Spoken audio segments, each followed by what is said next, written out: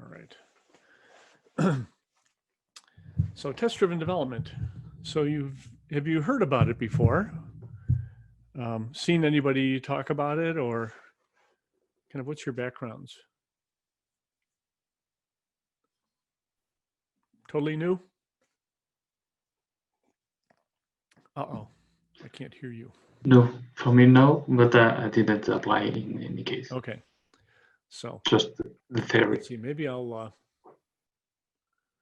so anyway, I wrote this book about it, so I know a couple of things about it. I ran into it about 20 years ago, test-driven development, and it looked like it would really help solve some problems that embedded systems developers have, which happens to be similar to a lot of problems that every developer has, which is, how do I test my code before I put it into production?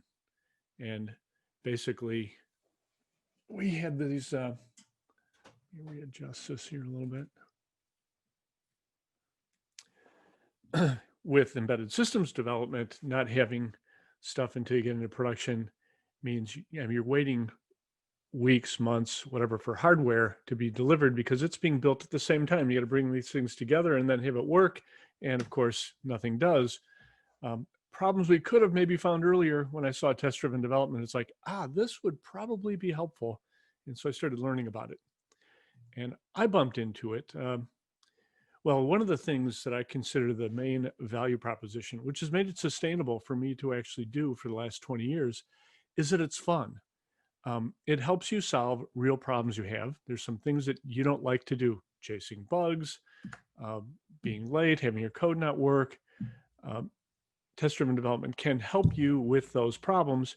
And test-driven development is about stuff you like, solving problems, writing code, delivering value. So it has a nice motivation kind of built right into it. Is one of the things that I like and appreciate about it. If it wasn't a valuable process, I could not have stuck with it for 20 years. It is part of extreme programming. That's how I ran into it back all those decades ago.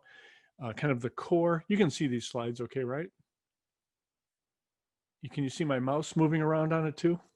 Yeah. Okay. All right. Let's see. I'm going to put the chat window out here somewhere where I can see it. Putting you guys over there. Wish this could get bigger. Yep. So usually when I'm presenting, I don't have to be in share screen mode because my camera would be everything I needed.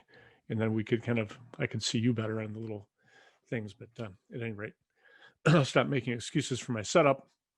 But so test-driven development is part of the core of extreme programming. So if you're involved in Agile at all, you probably are involved in the outer cycle. Can you see my mouse also? I think I'm not sure if I asked that. Yep. Okay, good.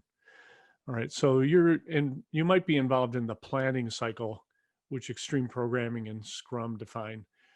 What's different about extreme programming over something like Scrum is that there's a lot of good ideas for doing incremental engineering. And if the way you get your code working now is by chasing down bugs and then finally you say it works, this is a very challenging process. Scrum doesn't give you any advice on that, but extreme programming does. And so I see the engineering principles behind extreme programming as really being essential to be successful at Agile. And you're at an Agile conference, so I thought I'd mention that. If you save testing until the end, whether you're doing iterations in Scrum or whether you're doing, a traditional plan-driven waterfall kind of approach, you notice these little flames popping up at the end of development. And then somebody says, there's just one more bug. And then that's when things start to get interesting. And then the one more bug, you find one more after that. And then, we shouldn't have made that change because now we devolve into a firefight. And we wonder, why does this happen?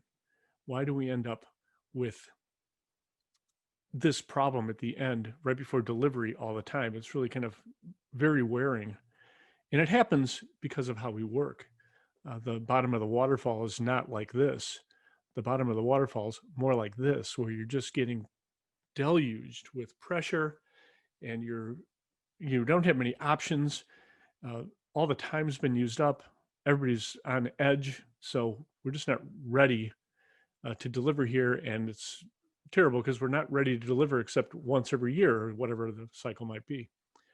And John Gall tells us in the Systems Bible that your program will have bugs and they'll surprise you when you find them. And, this coffee cup, we could ship it, all right, because the dates are so important in development. We could ship that coffee cup with a release note saying, only fill it up 3 centimeters. And if you're going to drink out of it, go over a sink and hold the handle away from you and sip carefully. And don't take off that red string. And, what happens here. This story doesn't end well because the string is the first thing to go off. The release note's in the garbage already. And, well, it doesn't work out so well. Here we are, the guys in commit strip celebrating their release, and a bug comes to disturb their party. They had 1,293 bugs fixed, and this bug shows up. It's like, all right, let's hack it. Let's engineer a solution. And now that bug is dead. And what these guys don't even know, now that they're getting ready to get back to their celebration, is that they're surrounded by defects. They don't even know that they're there. And I wonder, why does this happen? Oh yeah, it's somebody else's fault, isn't it? Well, I don't know. Is it somebody else's fault, or do we have to share some responsibility here? I think we have to share some responsibility. When you do development followed by tests, guess what you're going to do? You're going to find what you did wrong. Unfortunately, you won't find everything you did wrong. Some things will be remaining behind to be found later. So I call the most popular way to program on planet Earth debug later programming. And in debug later programming, somebody makes a mistake. Well, we're humans. We make mistakes. We're really good at making mistakes. And later, someone discovers a mistake. Now, before the mistake was discovered, it wasn't a bug yet because no one knew about it. And now someone discovered it. So let's just say, well, if it was you coded this morning, you're testing this afternoon, you discovered that's not really a bug, but it still might take you a while to find it. But if somebody outside your organization, like a customer, found it, now that's certainly a bug. Maybe the bug was produced a week ago. Maybe it was produced 6 months ago. Maybe it was produced 5 years ago by somebody that left the company. How do you find the root cause? How long does it take? This is an unknowable question, right? Some people have bug lists that with bugs in it that have survived for years and they cannot find the cause. The fix might be very simple. I know the missing comma or a curly brace, whatever it might be that fixes a problem, something small, some little detail, and it might go fast. But if you fix that bug, what might happen? Well, what might happen is you might break something else. And that was something I talked about in the earlier talk, which is your code's working by accident. If fixing a bug breaks some other code, it means you had some code that was making up for the other bug being there, independent on the bug being there. Your code works by accident. I'd like to raise the bar here and have our code work on purpose. And that's what test-driven development is going to help us with. I don't want to be great at managing defects. I'd rather not have any. Edsger Dijkstra, famous computer scientist, suggests. I'll read the second half of this. If you want more effective programmers, you will discover they should not waste their time debugging. They should not introduce bugs to start with. Dr. Dijkstra, tell us what to do. Well, he didn't actually have a solution to the problem. He was pursuing formalized proof. You being a mathematician, Katrina, maybe you can appreciate his quest to formally prove software correctness, although he didn't end up with a solution for us to put to use. And so here we live with our programs having bugs and being surprised when we find them. I'd rather not be wasting my time chasing them, but that's kind of the way it is. What could we do to prevent these bugs? And so Dijkstra didn't really give us a solution, although I think test-driven development might be an approximation of what he was thinking of. And given I've got a mathematician here, integral calculus, the way Newton discovered calculus was by making smaller and smaller rectangles underneath the curve until they were infinitesimally small, and they discovered the existence of calculus. Maybe test-driven is going to be kind of like that, where it won't be a proof, but it'll help us move in that direction. It's an approximation of a proof. Chasing bugs is not excellence. I've got to go close the door here. I'll be right back.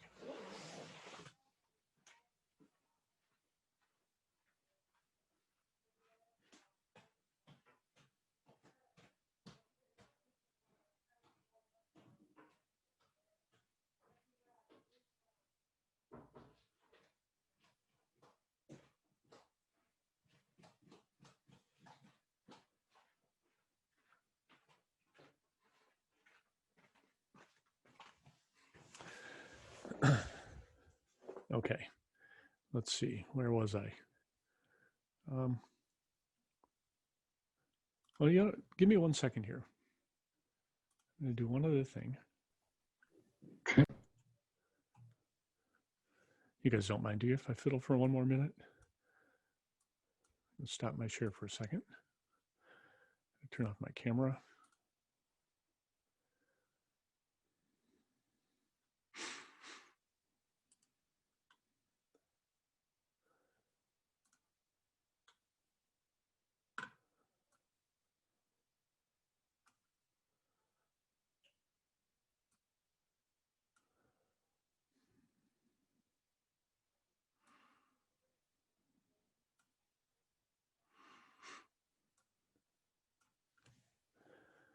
I just remembered my fallback position for my setup here. So I'm just going to switch to the fallback screen share. All right. There we go. Oh, now.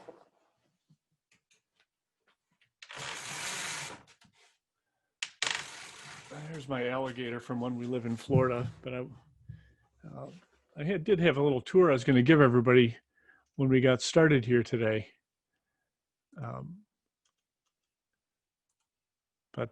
So I live in Chicago. Sometimes it's nice in Chicago like this. Sometimes it's like that. So we escaped to Florida, which means alligators. We're not in Lisbon, darn it. Would like to have been. Okay, and now we're going to get back to, where is my, there we go. Okay.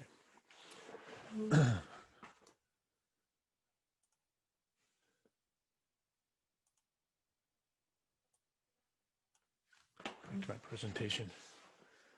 All right.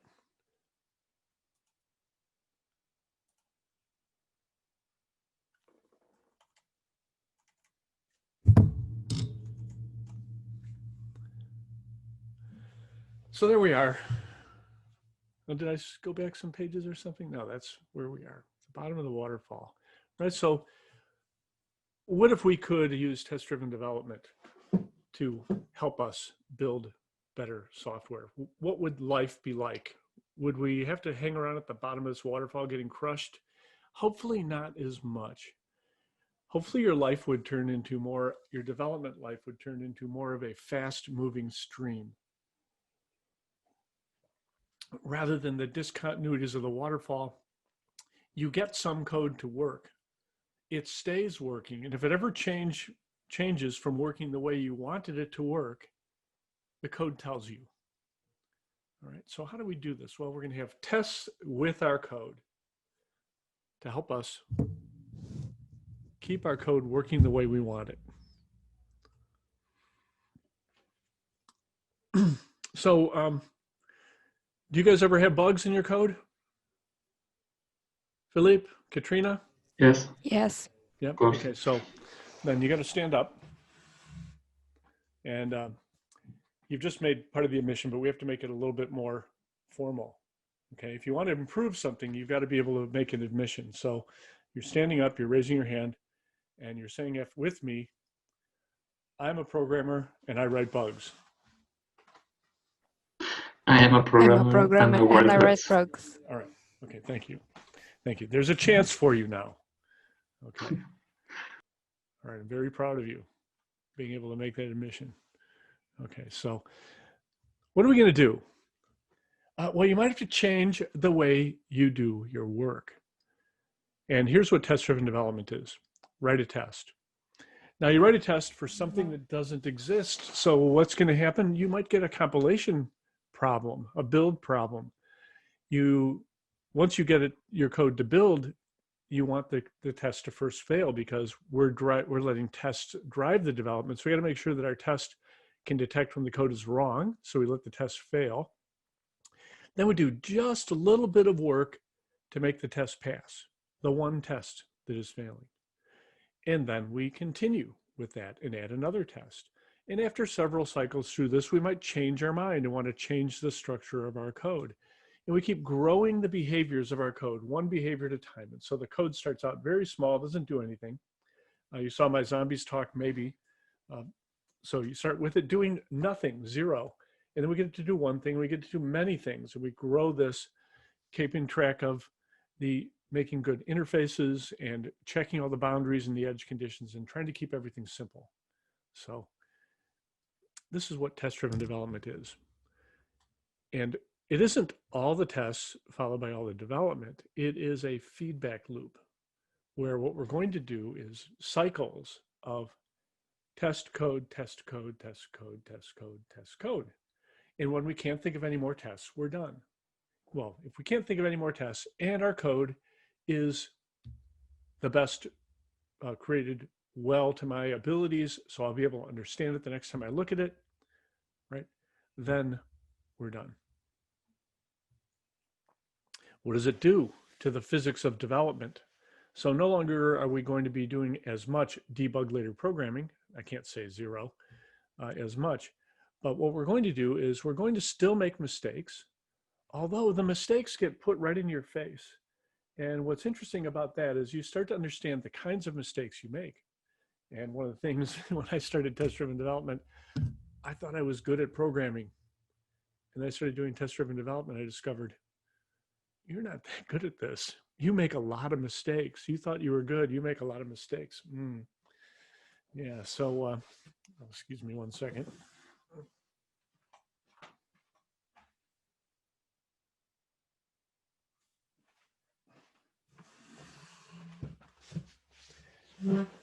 You make a lot of mistakes, but the mistake gets put right in your face. You discover you wrote a little tiny test and you wrote a little bit of code and it didn't work. And you know it's the work you just did because that's the only thing that's not passing its test right now. Or maybe you get the new test to pass and you break a bunch of other things. Okay, let's look at the first case. Something's wrong with the one test. I know it's the work I just did. The mistake will be easy to find. Let's say I get the new test to pass and now a bunch of other tests break. Oh, then you start to think, I wouldn't have thought of, I didn't remember that connection in my code. Oh man, how these things interact. All right, well, the fix might be a little bit harder there. Maybe we'll be better off undoing and rethinking it, but usually the fix is quite simple. If I put these two ways of working next to each other, right, you can see, what would you rather do? Spend more time finding what you did wrong or less time finding what you did wrong? I don't know, for me, it's kind of an easy choice, but I've already taken the time to learn it. So now you're here on your first step towards doing this. Now we're going to do a problem. It's not this one that I normally do in my training courses.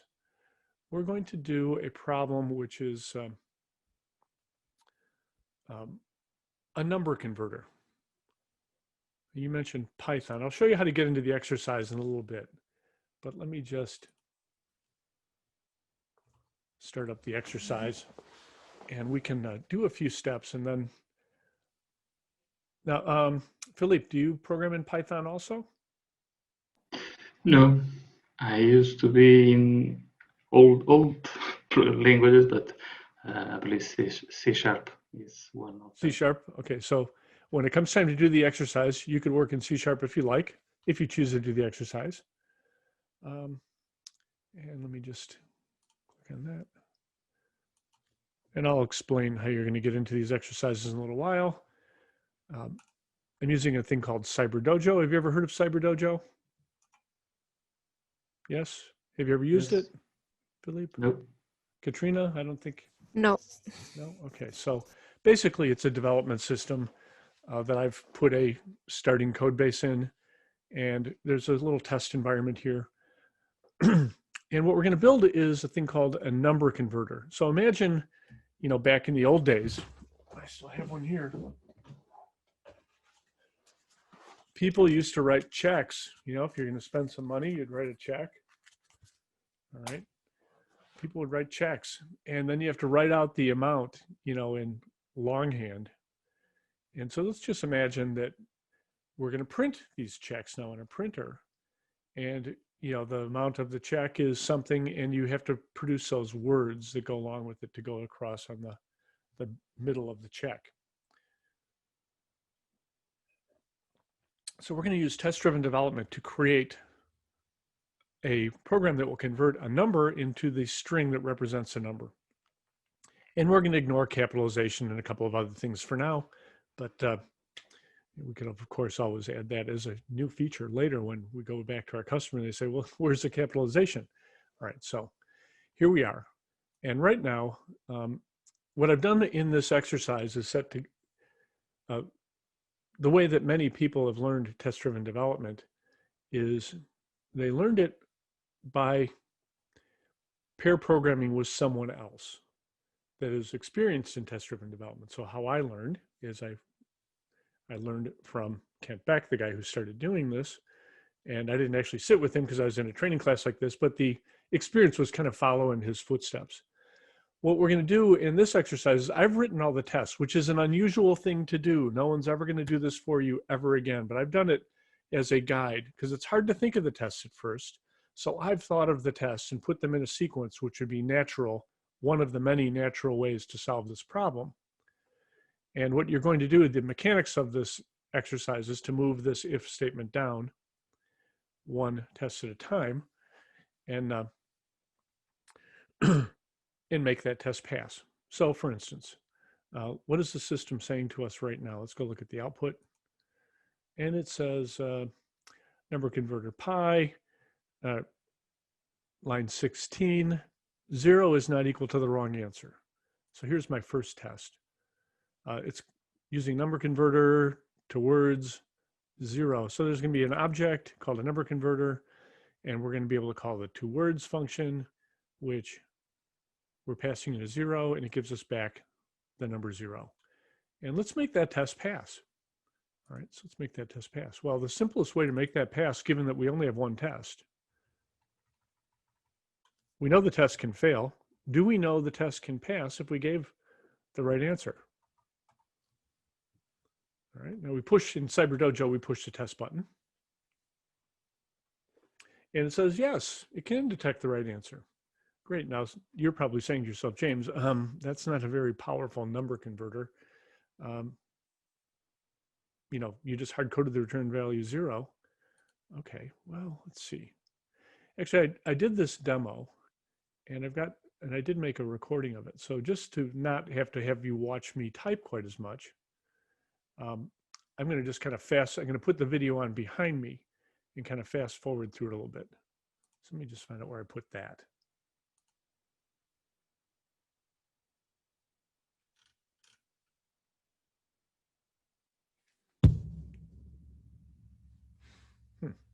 Where did you go, video? Videos. Oh, there it is.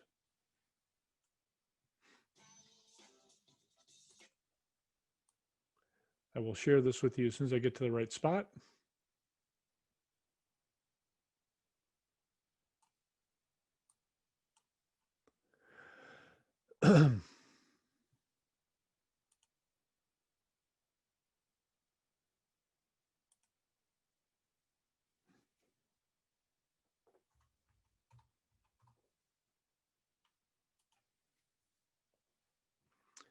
Here's infinity.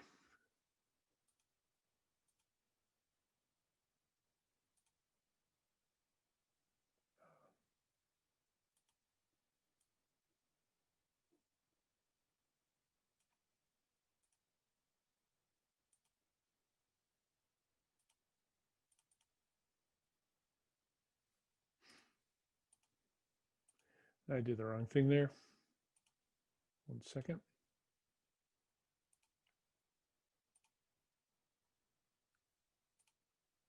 There we go.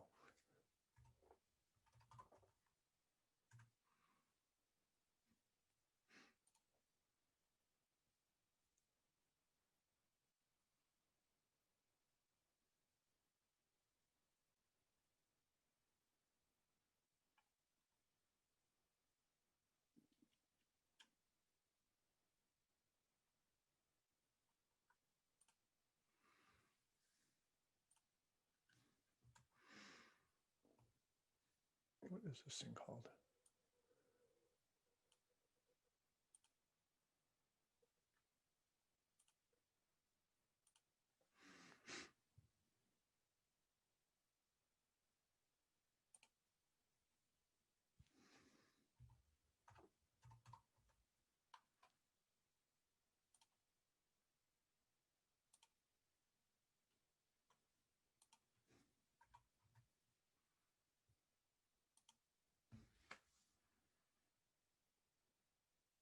There we go.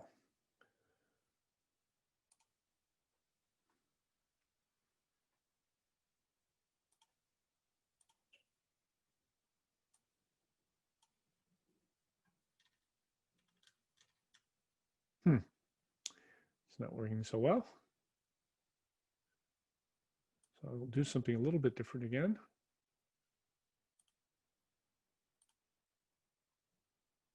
I'll share that. Apologies for my broken way of working today. How do I get to, where is that thing for?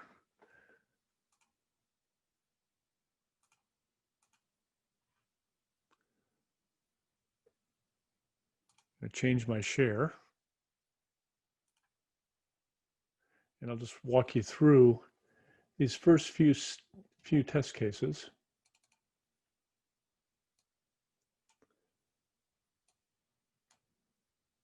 Can you read that okay?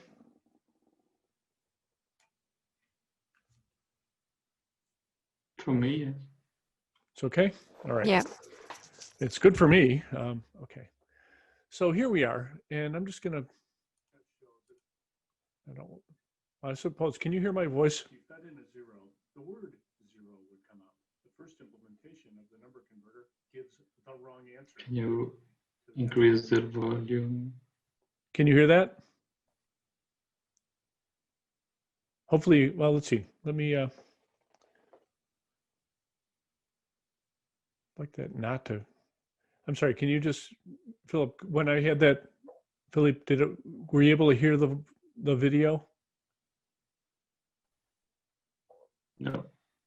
If I run it Not right, really. It's very low. It's very low, yeah. barely? Okay, because it's probably coming through the speaker. All I right. believe for that So you I'm gonna have to. just fast forward. I'm not gonna use. So I'll just take you a little bit more. Okay, so we're gonna do the simplest thing we could possibly work. I've got the second test here. So in the second test, what the heck with this? I'm just gonna go back. I'll just demo live. It'd be more interesting, I think, to do that. So let me go back to Firefox. Where's Firefox?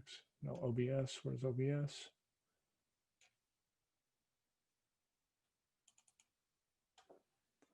All right.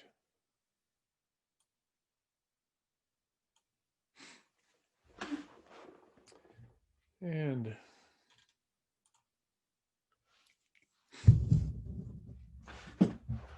let's get me a little bit out of the way here.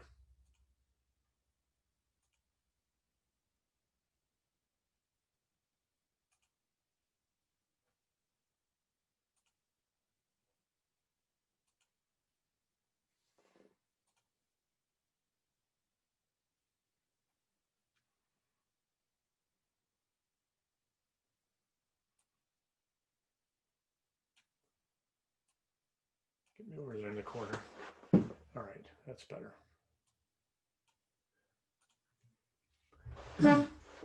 Okay, so we're going to continue with this exercise a little bit further. What do you think would be a good next test? Well, we think about the test. It's like, well, 0 didn't work. I wonder if we can, or 0 works fine, but nobody's going to write a check for 0. What if somebody wrote a check for 1? What if we needed the number 1 to get through? So let's move the block comment down. And now I have this test running. And if I run the test again, it should tell me that 1 is not equal to 0. So the test output is telling me that there was no 1, but there was a 0. All right, so that's not a good thing.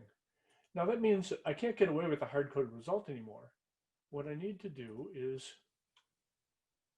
start to build this system. So let's put some conditional logic in here. If,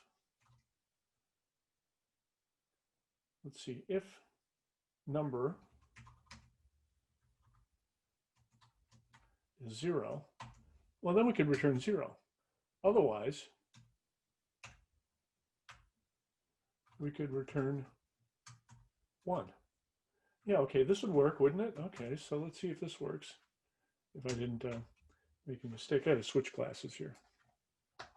Now, let's see, wrong quotation marks. You know, did James do that on purpose? Probably not. There we go. Oh, there, I got 2 tests now. I'm feeling really proud of myself. Let's go on a little bit further. Oh, there's a second line here. You know, there's other numbers that probably are special like that, single digit numbers. So let's also try 9. And now we're going to see, you know, our simple-minded approach now that we add some other thing. I don't want to make a special case out of everything. That doesn't end very well. So what could I do? You know, there's probably a pattern there from 0 to 9 of one-digit numbers. So maybe I should have an array of strings. And so what I could do is put together an array of strings here. And I could just call it units.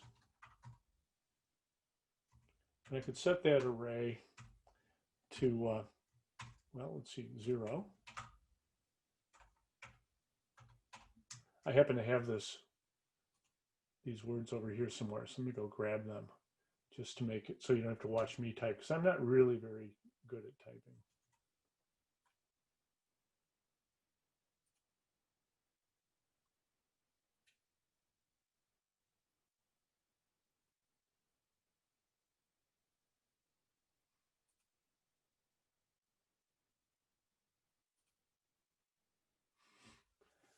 All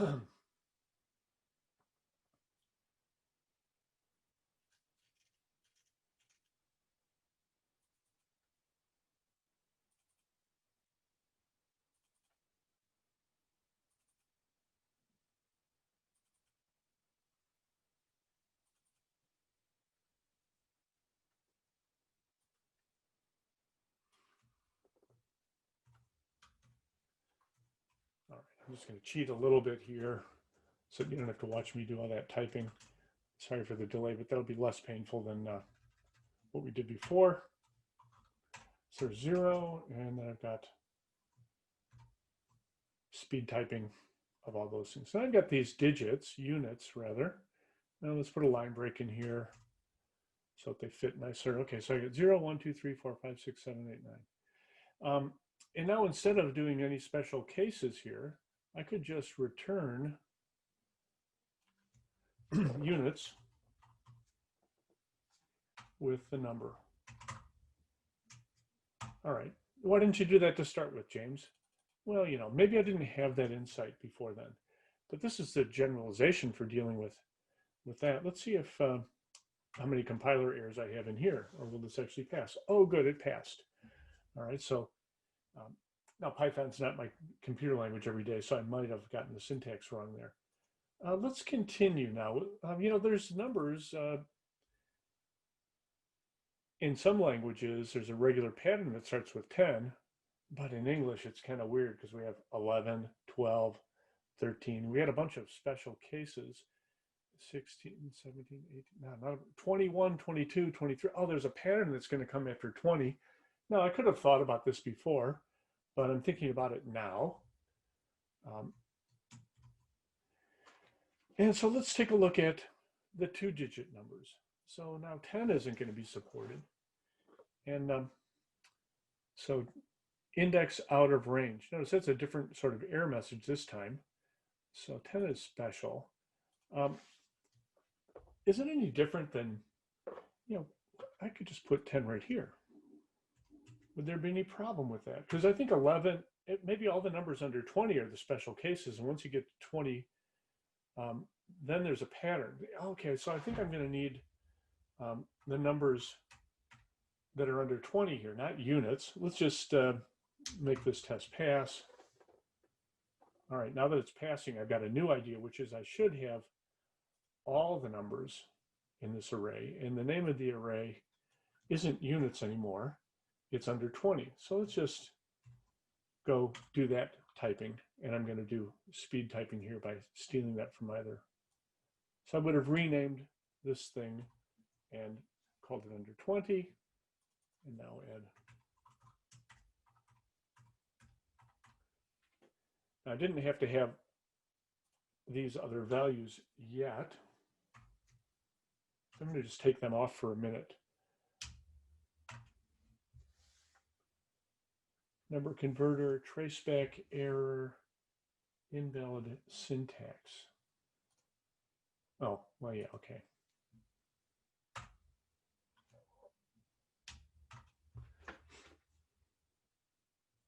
Uh-oh. Number converter, what did I do? Under 20 is... There is a typo. Another typo? Yeah. Thank you. 20. If you... under 20. Yeah, okay, yeah. Now, it would be fair game the next time I make a typo. If the cursor leaves that line, that means I don't know I made the typo, and you're allowed to tell me. All right, so let's do that. All right. 0 is not equal to nothing. 0? Oh, I took the 0 out of this for some reason. Let's put the 0 back. Problem with copy and paste. I didn't mean to take the 0 out of there. Okay, there it works.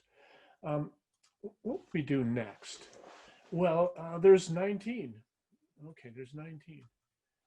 Let's run the test and watch that fail. And sure enough, let's see, under 20, out of range again. So now I'd go and do the typing to get me all the values. Let's just say I forgot 1, just because you've seen me type. Okay, so I might have just forgotten 1. At the break of the line, accidentally left that one out. All right, we didn't know. Of course, it's going to give us index out of range again. And then we're going to go and inspect our work and discover, oh, okay, we forgot 15. That was stupid. Okay. Yeah, we don't actually get to choose when we make a mistake. So we can make a mistake anytime. Now, what do you, how about, there's just 3 of us. So why don't we take turns? We can each take a step. I'll get us to it's a game called ping pong, and or we could call this mob programming. Just we're going to take turns. In mob programming, what we could do is, and maybe we'll do this as a mob. Someone's typing, and then someone else is suggesting what they do. So I'll go first. You guys can suggest what I should do. And your suggestion right now, I'll just tell you what your suggestion is. It's, James, write the test for 20. Okay. I'll write the test for 20. All right. Index out of range. What should I do now?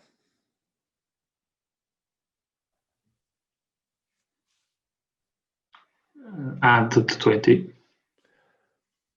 So should I just put the 20 in here? Or should I introduce the concept of decades? Yeah, the decades. Decades? Yeah. 20 would work though. I think I'll do your first thing first because there's a thing that we're doing here called fake it till you make it. All right. And because we can fake it and it was really easy to fake, we'll fake it. But now I know that my test can pass, we could improve it a little bit. And probably the way to improve it is by doing another decade, 90. Okay.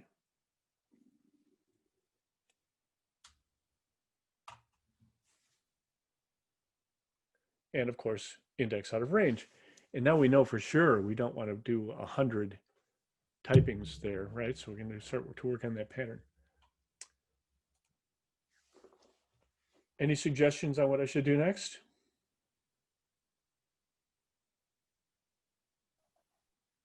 Katarina, do you want? Say again?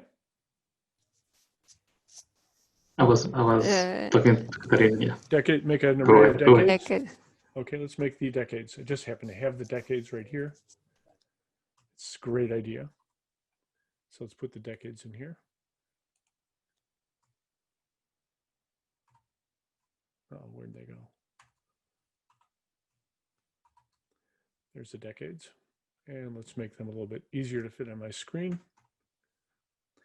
And so we don't have one for 0 and don't have one for 10. We got 20, 30, 40, 50, 60. So we made some decision to put placeholders here rather than have to sprinkle the math around in here. All right, very good. Okay, I've got an array, not doing anything. What should I do with it?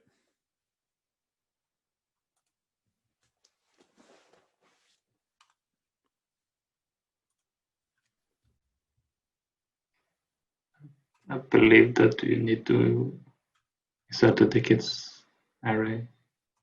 So let's see. So if number, let's do the simplest way we can think of it. If number is less than 20, then I do that, right? And otherwise, I do something else.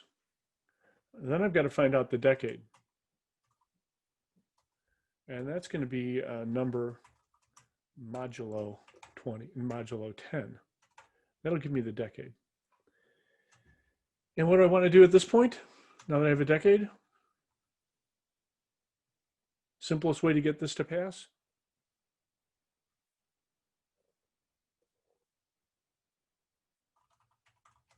Return decades. Decade number.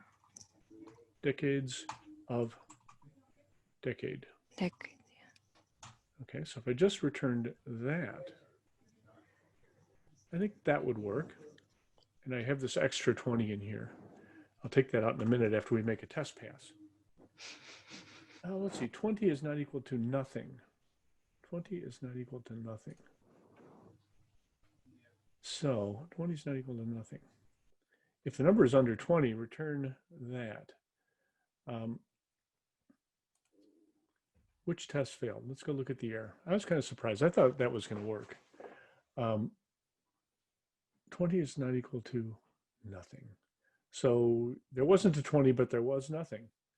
So if I go look at my converter again, so I've got decades. So I took I did modulo 10. I didn't want modulo 10. I think math person, Katrina, I should have done divide by 10, right? Yeah. And I need an integer version of that. I think Python is funny this way. I think I have to say, give me the integer version of, okay. I think, yeah. Okay. James was getting ahead of, I was thinking about what to do about the leftovers. Okay, not the, all right, so now, what should we do next? Well, the answer happens to be right here. I'm going to hide the answer, but I'll go grab the answer. Yeah. We need to start doing some of the units, right?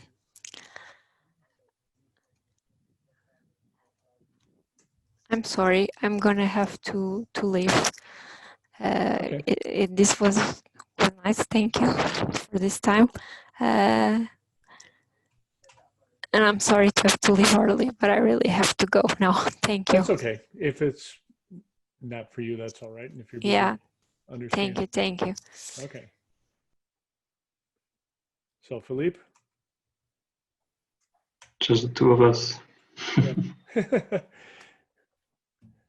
You want to do a couple more? Don't feel obligated.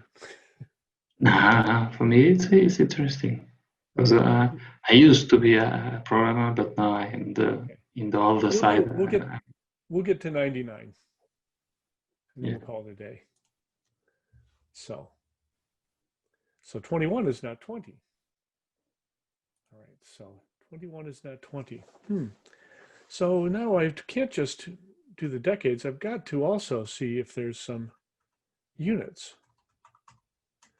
And that's equal to decade, what I did before, number modulo 10. That gets me the units. And let's see, can I just add the units here? Decade plus, I think that's going to go, not all of my test examples have units. So I have to do some conditional work here. So if units is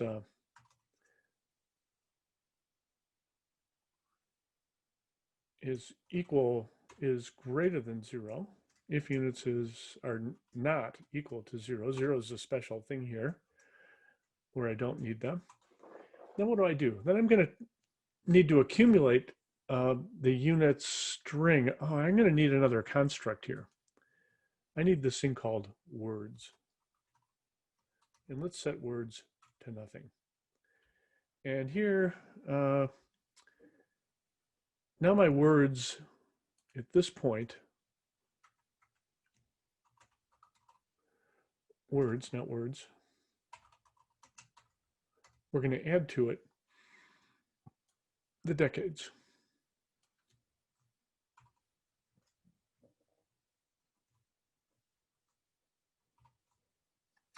Okay, and if I happen to get some units, if the units are not 0, then I'm going to add the words to go get the units, right? And that's under 20.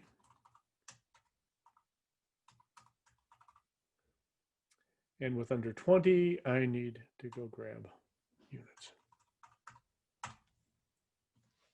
And then I can return words.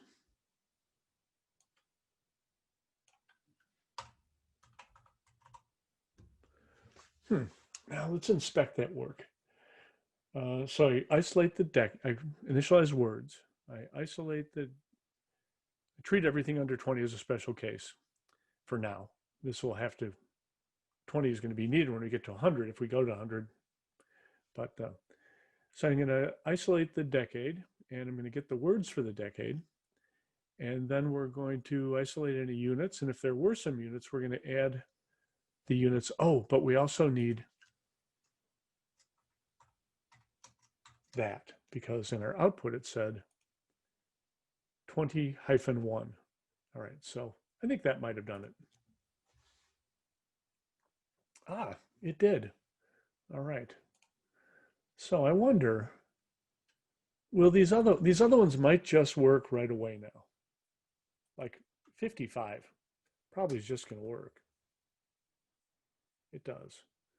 And 99 is probably just going to work too. It does. All right, that's good. Now what about, that's pretty easy.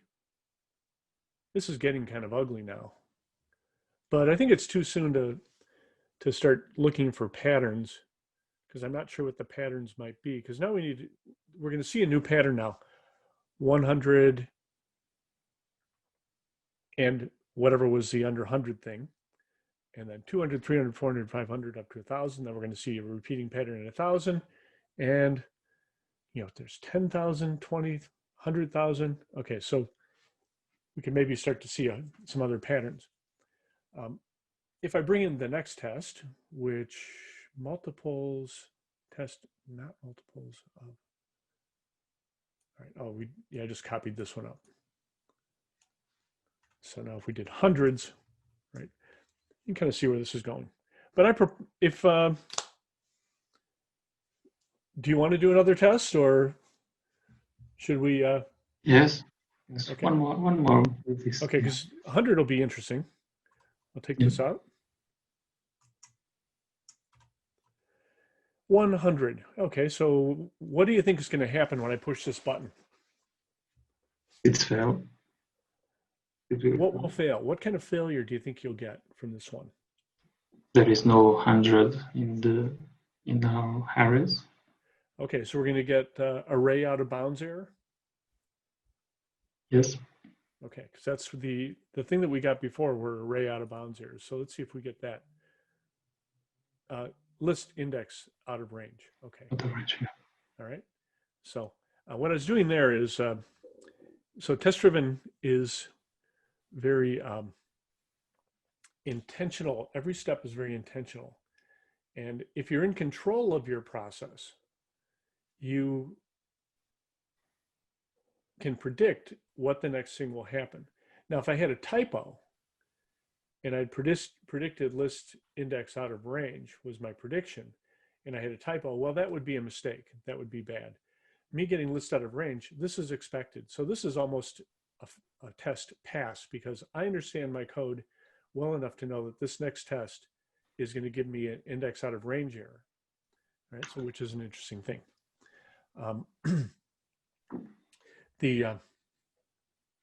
Okay, so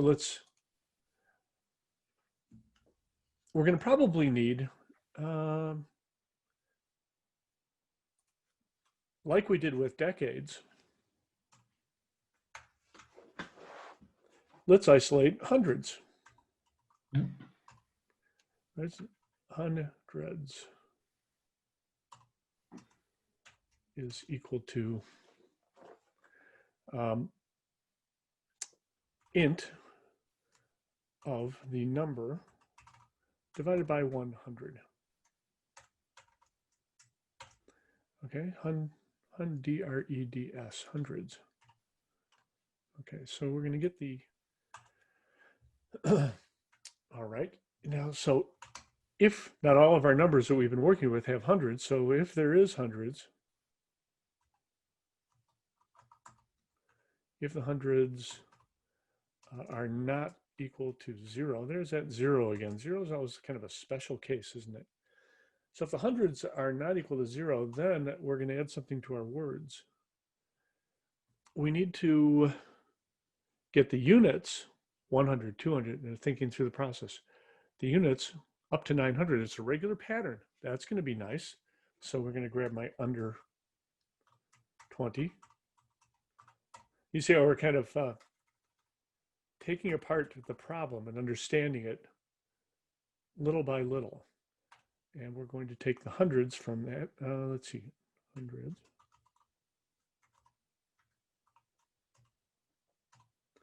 Wow, DREDS, hundreds, okay. Okay, so we've got that, and we're going to add the word. Now let's go look at what the requirements say. 300, there's a space between those two for some reason, 300. So we're going to add the word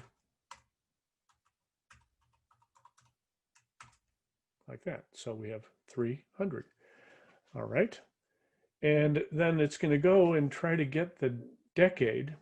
We better adjust the number here, I think. Number equals number divided by a modulo 100. Whatever's left over after we divided by 100 is what we want the number to now be. Okay, I think there's a better way to do that. Percent equal. And then we're going to take the decades from it, of which test are we on? Oh, we're just trying to do the hundreds. I'm getting ahead of myself here.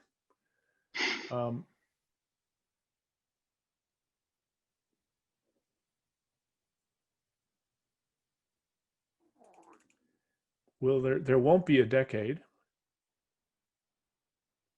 Yeah, let's I need to see if the number is 0. Oh, okay.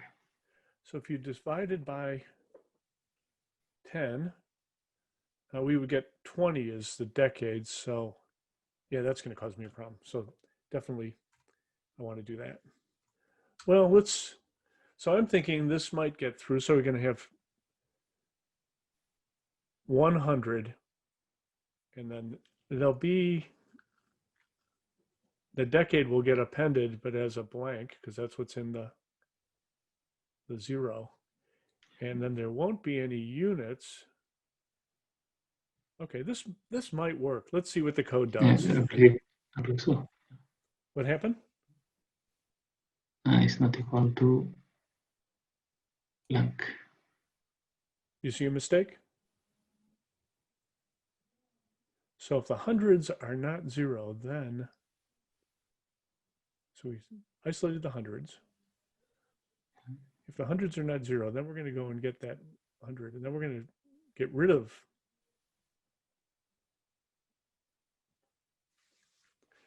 the leftovers over from 100.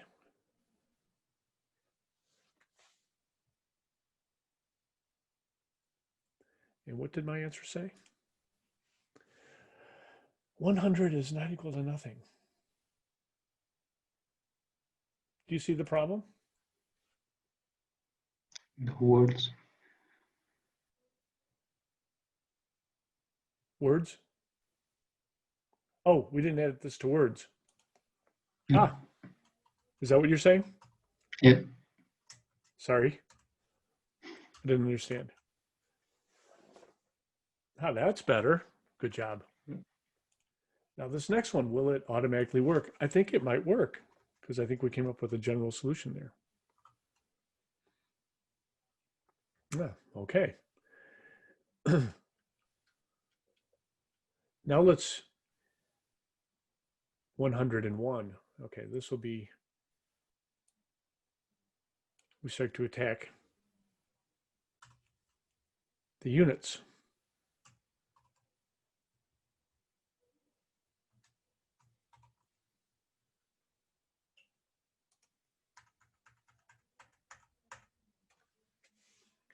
$101. Okay, what error are we going to get? So might this just work? 101. I don't know. But we'll know what the code does. We can inspect it here. There isn't a decade. There are some units, so I think it's going to put in a hyphen. Yeah. 100 hyphen 1. Yep. Okay. So that's okay. So we only have the 1 if it's in the 20s, and After so that, it will be a space. Yeah. Yeah. If it's under 100, oh gee, what? Okay. So let's see. If we were in the decades, so actually the attachment of the minus has more to do with the decades than it does the units. Right? Yeah. So if we happen to have decades, okay, so if decade is not equal to 0, then words plus equal that. And then we could add on the units. I think something's going to probably go wrong here, though. What? 20 nothing. Okay. Oh, so we don't need to. The only time we would do that is if there's some units. If I don't have units yet, so I got to move this line of code.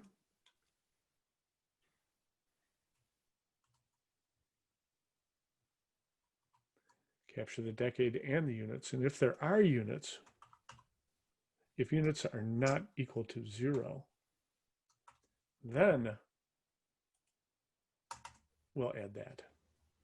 And if the units, so that was in the decades case, but if the units are not 0 here, now we just need whatever is under 20. Oh, but we're going to probably be missing the space still.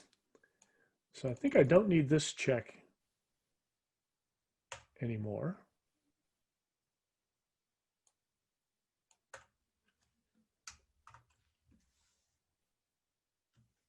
$20. Oh, typo. 20. Where's 20?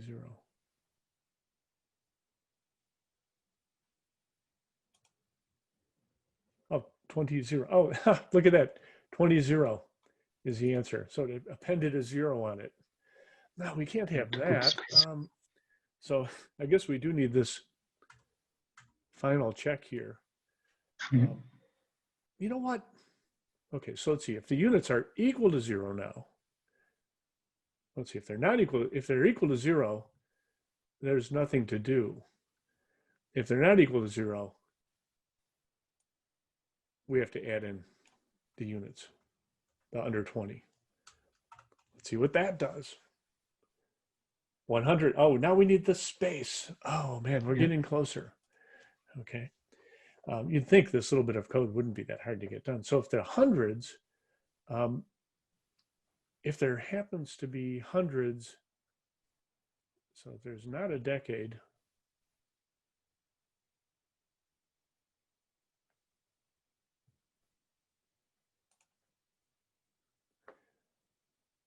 I guess if there's anything left over, we're going to need a space. Okay, so if there's anything left over, we need a space. So if number is not equal to 0, oh geez, this again. We keep asking these questions over and over and over again. If the number is not equal to 0, then words plus equal space. Oh, phew.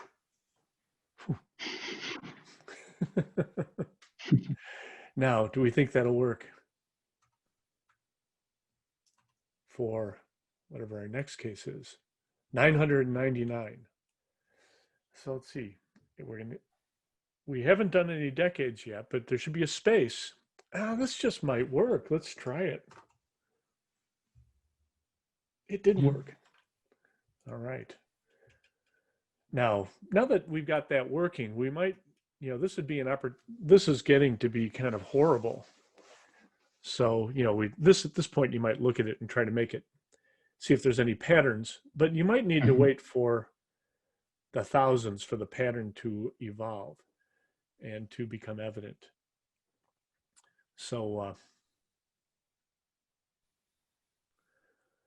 if there's decades,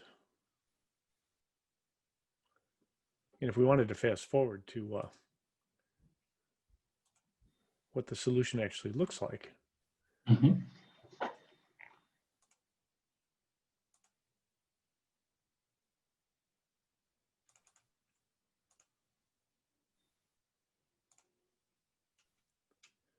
We ended up somewhere like this the last time I did it.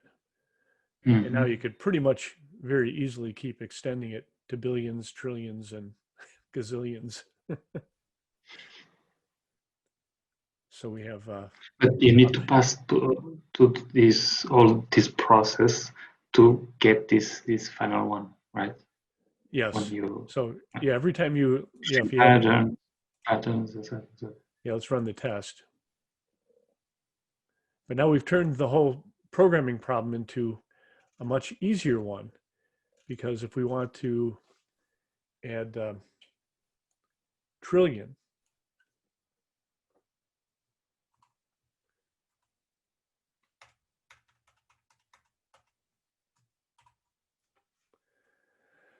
and let's just say, so 100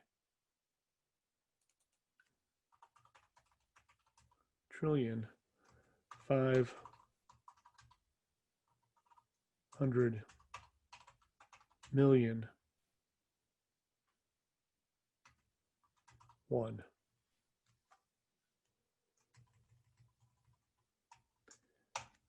If I wanted that, so let's see, how do I even represent that number? Oh, geez.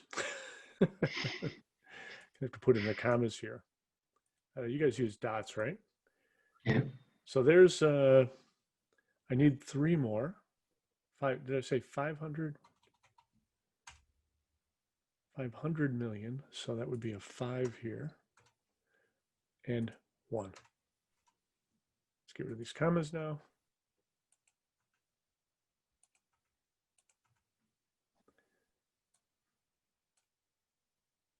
Why does this have dollars in it? I don't know why that passes.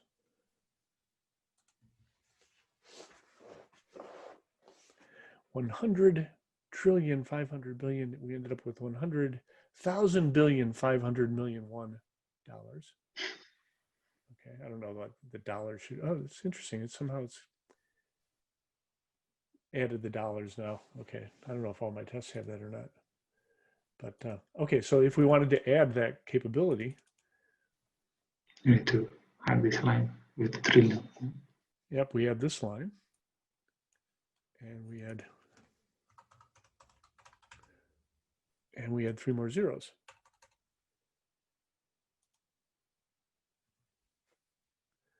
And we got to get rid of the dollars off the end. 100 million. There's some spaces in the middle.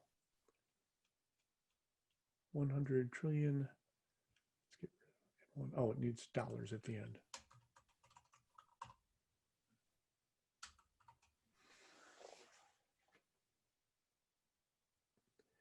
There's an extra space in there. At any rate, so we got a bug. Wonder why the other ones didn't detect that. So there's a little bit about test-driven development. Yeah. Oh, let's So see. interesting. David, you joined us. Yeah.